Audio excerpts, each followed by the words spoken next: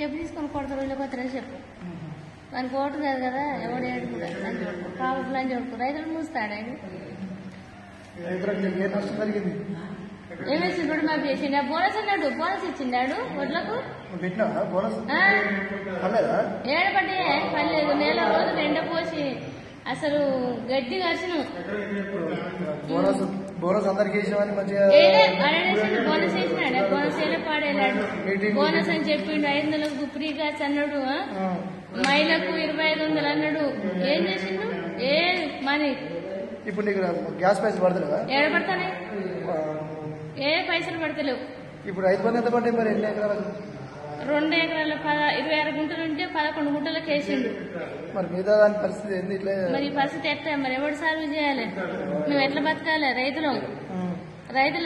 రైతులను పట్టించుకునే లంచ కొడుకేలేడు ఇక ఆయన అవ్వని మన పిల్లలు తెంగించుకొని ఎట్లా బతుకోమే మరి కేసీఆర్ 5 మంది మంచి చక్కదనంగా మంచిగా ఇంట్లో కూర్చుంటే బ్యాంక్ కోడ్ పిలిచి డబ్బులు ఇచ్చిండు మాకు ఎప్పుడు కేసీఆర్ ఉన్నప్పుడు తెల్లన్నాక ఏ రాత్రి ఏ పగులు అనకుండా సెల్లు టక్క టక్క మోగేది మంచిగా పోగానే పైసలు కూకబెట్టి ఇచ్చిండాడు వీడు గెలిచిన కాంచెలు పాపం అయిపోయింది వీడు రావద్దు వీడు ప్రపంచం మీదనే ఉండొద్దు అసలు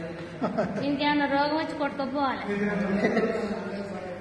కావాలి అని చూడుకో ఏం చేసి బాగుపడతాడా